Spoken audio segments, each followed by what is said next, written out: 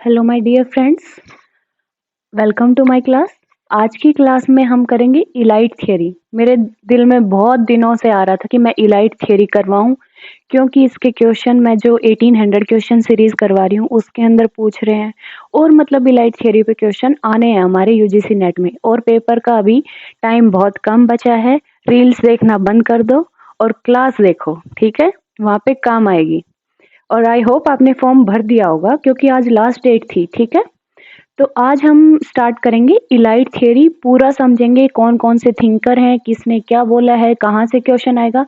बल्कि मैंने सारी एस्पेक्ट जितनी हो सकती है, मैंने आज तक जो जो क्वेश्चन देखे हैं वो सारे यहाँ पे कवर किए हैं, ठीक है? तो अभी हम क्लास को स्टार्ट करते हैं। इलाइट थियरी, या फिर हमारे सिलेबस के अंदर कंपैरेटिव जो पॉलिटिकल एनालिसिस है उसके अंदर पावर इलाइट के नाम से दे रखा है, और डेमोक्रेटिक इलाइटिज्म, ठीक है? ये सब सेम चीज है। अभी हम क्लास को स्टार्ट करते हैं। तो इलाइट थियरी जो है वो आर्ग्यू करती है, इलाइट मतलब कि एक वो माइनॉरिटी क्लास जो कि पूरे वर्ल्ड पे नहीं, पूरी सोसाइटी पे रूल करती है, डिसीजन मेकिंग करती है, ठीक है? इलाइट एक एक सुपीरियर ग्रुप, जो बचे हुए लोग उसके नीचे रह जाते हैं, और इलाइट जो है वो रूल करते हैं, ठीक है? तो इलाइट थियरी क्या आर्ग्यू करती है कि सभी जो सोसाइटीज हैं वो दो मेन ग्रुप्स में डिवाइडेड हैं, ठीक है? एक जो स्मॉल माइनॉरिटी जो कि रूल करती है, जो कि सारे डिसीजन लेती है, और दूसरी जो है जो कि मेजोरिटी जिसके ऊपर वो रूल करती है और जिसके लिए वो डिसीजन लेती है, ठीक है? ओनली एक स्मॉल माइनॉरिटी ही है जो कि रूल कर रही है, ठीक है? डेमोक्रेसी क्या है कि जहां पे गवर्नमेंट पीपल की हो और लोगों की विल से हो, ठीक है? बट इलाइटिज्म कहता है कि ऐसा नहीं है, पॉलिटिकल पार्टिसिपेशन हर किसी का नहीं है, ओनली एक स्मॉल क्लास है जो कि रूल कर रही है, वो है इलाइट क्लास, ठीक है? इलाइट थियरी वो ही कहती है। देन इसके मेन स्कॉलर्स कौन है? वो है Wilfred Pareto, then Gaetano Mosca, then Robert Michels कह लो आप, then James Burnham, C.W. Mill, Gasset Lasswell, ठीक है? ये सब इसके स्कॉलर्स हैं जो कि इलाइट थियरी में हम पढ़ेंगे। देन मेन पॉइंट क्या है इलाइट का? इलाइट थियरी कहती है कि एक सोसाइटी के अंदर कुछ चूजन एलिमेंट्स होते हैं, मतलब कि कुछ ऐसे एलिमेंट जो कि चूज किए गए हैं कि यही रूल करेंगे, यही डिसीजन मेकिंग करेंगे, यही मतलब जिस भी क्लास में, चाहे वो इकोनॉमिक फील्ड हो, पॉलिटिकल हो, क्लब्स के अंदर हो, या कोई भी फील्ड हो, वहां पर वो माइनॉरिटी, ठीक है, वो chosen elements consist of those person, वो पर्सन जो कि who sit at the top of society, जो कि सोसाइटी के टॉप पे बैठते हैं, उस सोसाइटी के टॉप पे बैठते हैं, ठीक है? और ये कहीं भी हो सकते हैं। लाइंग एट द बॉटम, और जो लोग हैं वो बॉटम में लाई करते हैं या फिर मिडल स्टार्टा में रहते हैं, ठीक है? वो इलाइट क्लास है। आप ये मानो कि वो लोग जो कि ऐसा कहते हैं थियरिस्ट, जिनके मुंह में चांदी की चम्मच लेके जो पैदा हुए हैं, ठीक है? जैसे कि हम कहते हैं उसके मुंह में तो चांदी की चम्मच है, ठीक है? तो वही लेके चलो कि वो लोग जो कि एक टॉप पोजीशन पे बैठते हैं, बचे हुए लोग मिडल में है या फिर बॉटम में है, ठीक है? वो इलाइट थियरी आर्ग्यू करती है। और ये इलाइट कहीं पर भी हो सकते हैं, फैमिली, क्लब के अंदर। फैमिली के अंदर आप देख लो, 2-3 लोग ही हैं जो डिसीजन मेकिंग करते हैं, ठीक है, जो हमारे घर के बड़े होते हैं। देन क्लब, किसी भी क्लब के अंदर, ट्रेड यूनियन के अंदर, ब्यूरोक्रेसी के अंदर, कोई भी आर्म फोर्सेस हो या फिर पॉलिटिकल पार्टीज हो, हर जगह, ठीक है? मेन इलाइट थियरी यही है। अब इलाइट थियरी सोशियोलॉजिस्ट जो ये मेनली पैरेटो वगैरह वगैरह ये सोशियोलॉजिस्ट हैं, ठीक है? अब वो थियरी हमारे पॉलिटिकल साइंस में भी लगाई गई है, डेमोक्रेसी में भी आप पढ़ोगे, मतलब काफी चीजों में वो थियरी यूज हुई है। तो हर जगह यही आएगा, चाहे वो किसी से भी रिलेटेड थियरी हो, लीडरशिप की हो या किसी की भी हो, वहां पे हर जगह यही आएगा कि ओनली एक माइनॉरिटी क्लास होती है जो कि एक मेजोरिटी पे रूल करती है, ठीक है? अब हम पढ़ेंगे कि अलग अलग थियरिस्ट क्या क्या कहते हैं इलाइट थियरी में, ठीक है? यहाँ पे एक फेमस कोट है मॉरिस डुवर्गर का। वो कहते हैं, जैसे पहले डेफिनेशन थी डेमोक्रेसी की, government of the people by the people, वो हमें रिप्लेस कर देनी चाहिए कि government of the people by an elite sprung from the people, कि गवर्नमेंट तो लोगों की है बट उन इलाइट्स के द्वारा गवर्न की जाती है जो कि लोगों के अंदर से ही निकल के आए हैं, ठीक है? ये एक फेमस कोट है। देन इलाइट जो थियरी है वो ये मानती है, जैसे पीछे वाली स्लाइड में यहाँ पे लिख देते हैं, इलाइट थियरी जो नेचुरल इनइक्वालिटी रहती है ह्यूमन बींग्स के अंदर, ठीक है, जैसे कि कुछ लोग सुपीरियर होते हैं, कुछ गोरे होते हैं, ठीक है, कुछ मतलब कुछ के अंदर वो क्वालिटीज होती हैं जो ऐसे माना जाता है कि ये सुपीरियर है हमसे, ठीक है। किसी को इंग्लिश आती है, जैसे कि हमारी सोसाइटी में क्या होता है कि इंग्लिश आती है उसे हम सुपीरियर मान लेते हैं, या फिर जो गोरा है उसकी सुपीरियरिटी हो जाती है। जैसे कि साउथ अफ्रीका के अंदर रेसिज्म को जिसने मतलब रेसिज्म को जस्टिफाई किया था इसी चीज पे, ठीक है। जो नेचुरल इनइक्वालिटी है कि हाँ ये तो पैदा ही ऐसे हुए हैं, ये पैदा ही रूल करने के लिए है, उस चीज को जस्टिफाई करती है इलाइट थियरी, ठीक है। इलाइट का हिंदी में अनुवाद मुझे अच्छे से याद नहीं आ रहा, मैं आपको सर्च करके बता देती हूँ, ठीक है, क्योंकि हिंदी वाले बच्चों को प्रॉब्लम हो रही होगी इलाइट को हिंदी में क्या कहते हैं, ठीक है। एक सेकेंड आप मुझे थोड़ा सा टाइम दो।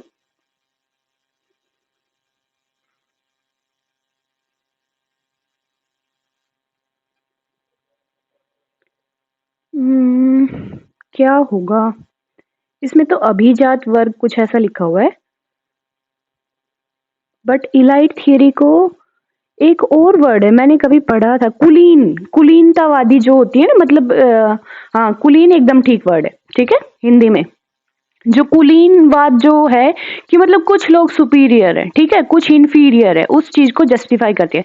देन विल्फ्रेड पैरेटो ये हमारे पहले स्कॉलर हैं जिन्होंने मतलब इलाइट थियरी पे लिखा है, जिन पे क्वेश्चन आते हैं, ठीक है, बहुत सारे क्वेश्चन आते हैं इन्हीं केस पे, ठीक है, इसकी थियरी पे।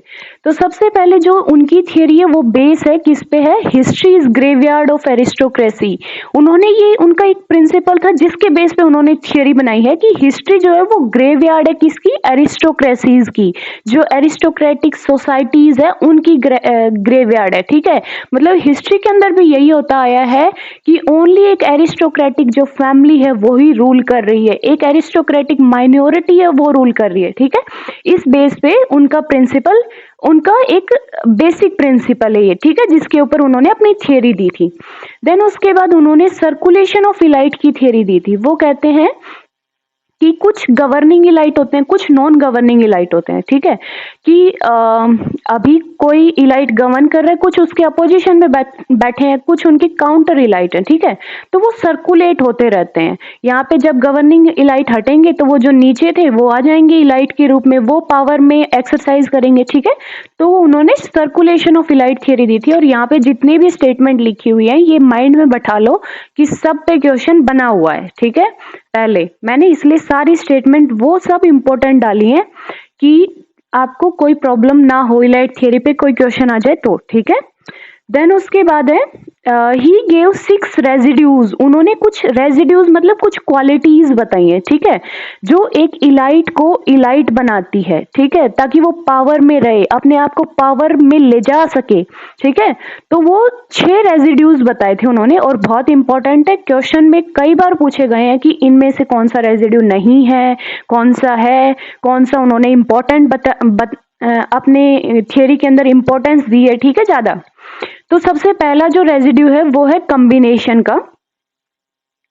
कॉम्बिनेशन मतलब कि एक जो इलाइट बनना चाहता है या जो पर्सन इलाइट है उसके अंदर क्या होना चाहिए, उसके अंदर इन्वेंट करने की कैपेबिलिटी होनी चाहिए, इम्बार्क ऑन एडवेंचर, और वो कि जो भी एडवेंचर्स हो रहे हैं, न्यू न्यू चीजें हो रही हैं, उन्हें साथ में लेके चले, ठीक है, वो सब उसके अंदर क्वालिटीज होनी चाहिए, इन्वेंट करने की होनी चाहिए।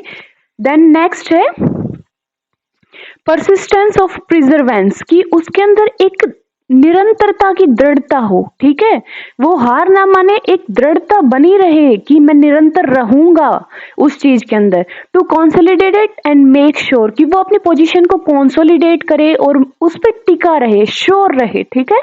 और जो कॉम्बिनेशन और परसिस्टेंस ऑफ प्रिजर्वेशन है, ये इंपॉर्टेंट क्वालिटी है जो कि पैरेटो ने बताई है। ये कहते हैं कि यही जो क्वालिटीज हैं ये एक इलाइट बनाती हैं, और अगर ये क्वालिटीज लूज हो जाती है किसी पर्सन के अंदर, मतलब उसके अंदर घट जाती हैं, तो वो अपनी पोजीशन से हट जाता है, उसकी जगह कोई और ले लेता है, ठीक है। ये क्वालिटीज है जो उसे पावर के अंदर, उसे उस पोजीशन पे बना के रखती हैं, ठीक है। देन एक्सप्रेसिवनेस की क्वालिटीज होनी चाहिए, वो एक्सप्रेसिव हो, सिंबलाइजेशन मतलब अपनी फीलिंग्स को एक्सप्रेस कर सके सिंबल के थ्रूज में, सॉरी मैं क्या बोल गई, वो अपने आप को एक्सप्रेस कर सके, अपनी फीलिंग्स को मैनिफेस्ट कर सके, सिंबलाइजेशन कर सके, सिंबल कर सके, ठीक है। देन सोशियबिलिटी हो उसके अंदर, ताकि लोगों से मिल सके, उनकी बातें समझ सके, ठीक है। इंटीग्रिटी हो उसके अंदर, अपनी एक गुड इमेज बना के रख सके वो, ठीक है। ईमानदारी से अपनी एक अच्छी इमेज को बना के रखे। देन सेक्स की मतलब उसकी एक ऐसी इमेज होनी चाहिए जो कि जो इवेंट्स हो रही हैं, सोशल इवेंट, उन्हें इरोटिक टर्म्स में वो समझ सके, ठीक है, उन्हें देख सके। ये वाली ऐसे ही है, आप यू लगा लो, क्योंकि क्वेश्चन में पूछ ही नहीं गई, एक्स्ट्रा एम ही दे दी उन्होंने, मुझे नहीं लगता इस चीज का कोई मायने है। He used organisational approach. Then यहाँ पे ऑर्गेनाइजेशनल अप्रोच, इसका क्या मतलब है? इसका मतलब है कि जो उन्होंने उनकी थ्योरी दी है वो एक ऑर्गेनाइजेशन पे बेस करके दी है, ठीक है। ऑर्गेनाइजेशन में कैसे इलाइट होते हैं उनके बेस पे दी है, ऑर्गेनाइजेशनल अप्रोच दी है कि कैसे वो ऑर्गेनाइज होते हैं, ठीक है। देन नेक्स्ट है गेइटनो मोसाक, इन्होंने भी ऑर्गेनाइजेशनल थ्योरी दी, मतलब ऑर्गेनाइजेशनल अप्रोच का यूज किया है, और रॉबर्ट मिचेल्स है, उन्होंने भी ऑर्गेनाइजेशनल अप्रोच का यूज किया है, इन तीनों ने किया है, ठीक है। एक बार क्वेश्चन पूछा गया था कि सी राइट मिल ने कौन सी अप्रोच का यूज किया है, ठीक है, उन्होंने इंस्टीट्यूशनल किया है, वो हम आगे पढ़ेंगे। देन इन एवरी सोसाइटी, जो गेटनो मोसाक है, उन्होंने बुक लिखी थी द रूलिंग क्लास, ठीक है, ये उनकी फेमस बुक है। तो इसके अंदर उन्होंने ये कहा था कि दो क्लासेस होती हैं सोसाइटी के अंदर, एक है रूलर और एक है रूल्ड, जिनके ऊपर रूल हो रहा है। एक वो है जो रूलर है, ठीक है, और ये जो सिस्टम बन रहा है, मतलब रूलर और रूल्ड का, ये बेस है किस पे? कोऑपरेशन पे, एक दूसरे की कोऑपरेशन पे, एक दूसरे पे वो डिपेंड है, वो दोनों क्लासेस, ठीक है। एक अपनी सिक्योरिटी के लिए डिपेंड है, दूसरी रूल में रहने के लिए डिपेंड है, ठीक है। देन नेक्स्ट, समझ आ गया यहाँ तक? अगर कुछ समझ नहीं आता है तो आप बता दिया करो कमेंट में। Then the ruler are less in number, ये तो ऑब्वियस बात है कि जो रूलर है वो माइनॉरिटी है, लेस नंबर में है। And perform all the political function, सारे जो भी पॉलिटिकल फंक्शन हो रहे हैं उन्हें परफॉर्म करते हैं, और मोनोपलाइज करते हैं पावर को, ठीक है, अपने हक में बनाने के लिए मोनोपलाइज करते हैं, ताकि हम ही पावर में बने रहें।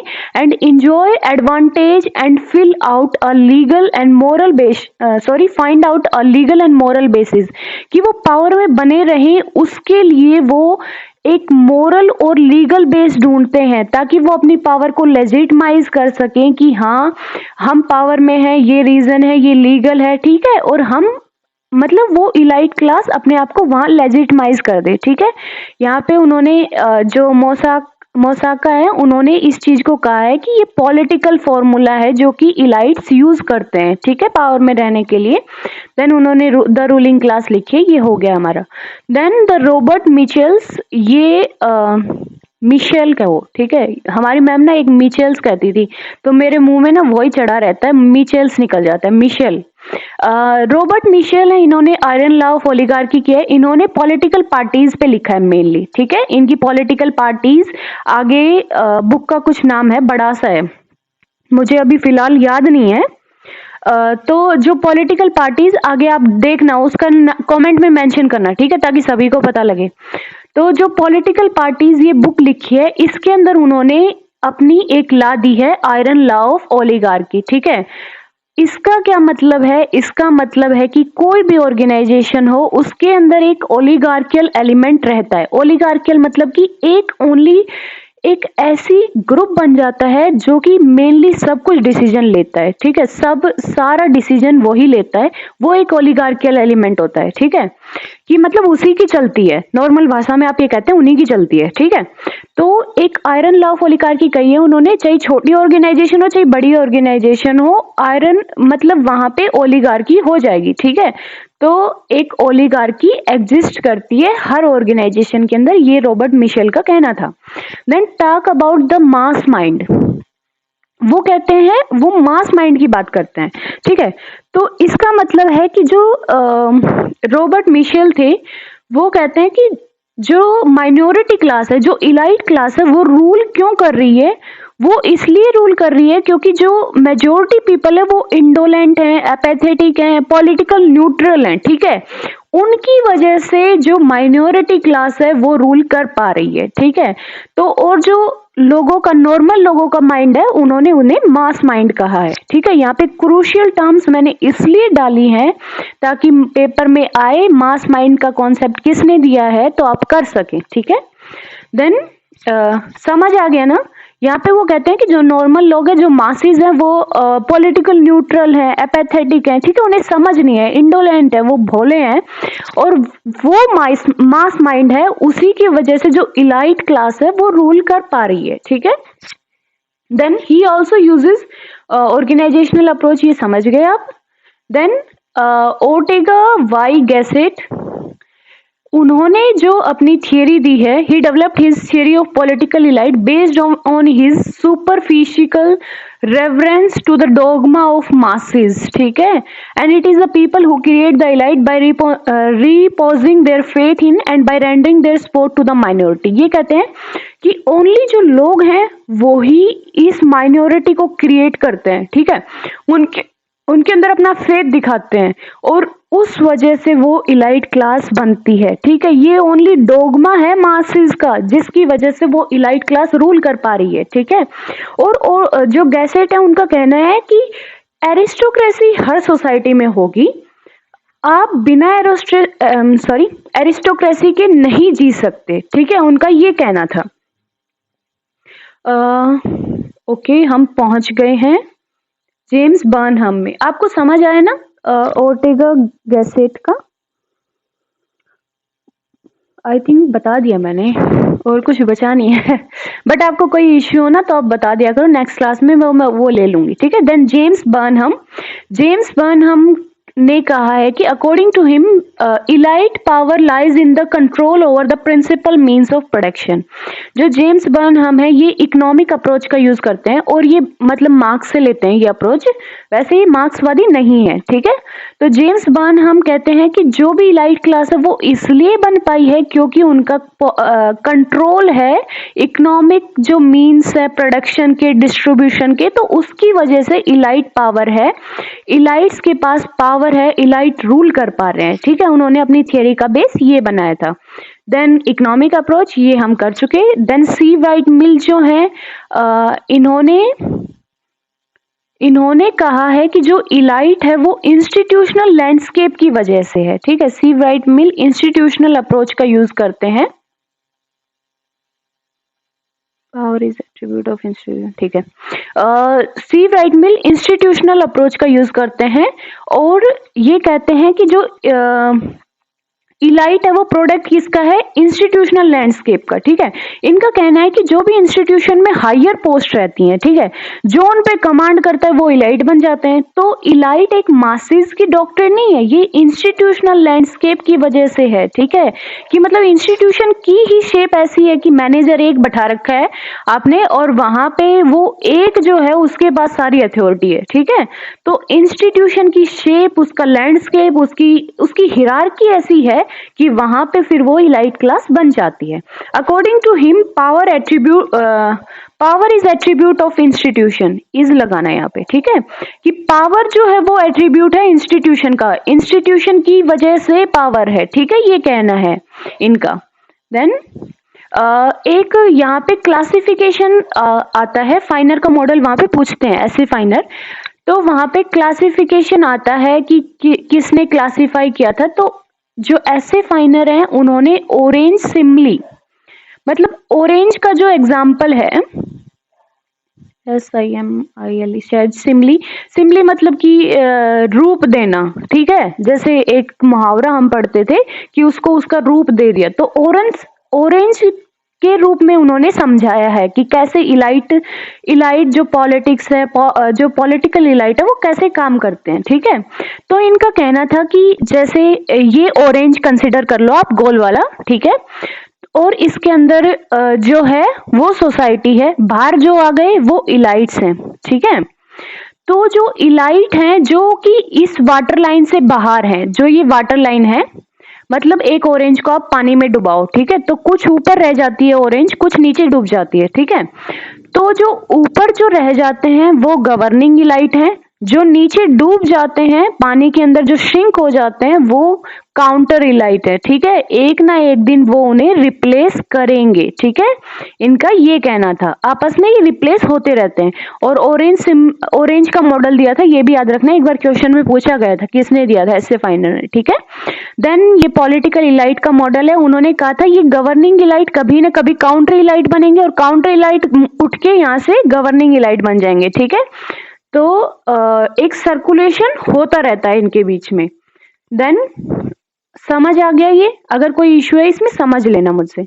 क्रिटिसिज्म ऑफ इलाइट थ्योरी, अब जो इलाइट थ्योरी है उसका हम क्रिटिसिज्म या उसकी कमियां या एक मतलब क्या कमियां रह जाती है, क्या उसके अंदर खामी है, वो देखते हैं। तो इलाइट थ्योरी स्ट्रेस करती है इलाइट पॉलिटिक्स के ऊपर, बहुत ज्यादा स्ट्रेस डालती है इलाइट पॉलिटिक्स के ऊपर, ठीक है। यहाँ पे इलाइट पॉलिटिक्स मतलब कि एक माइनॉरिटी जो रूल कर रही है उसी की बात कर रही है ओनली।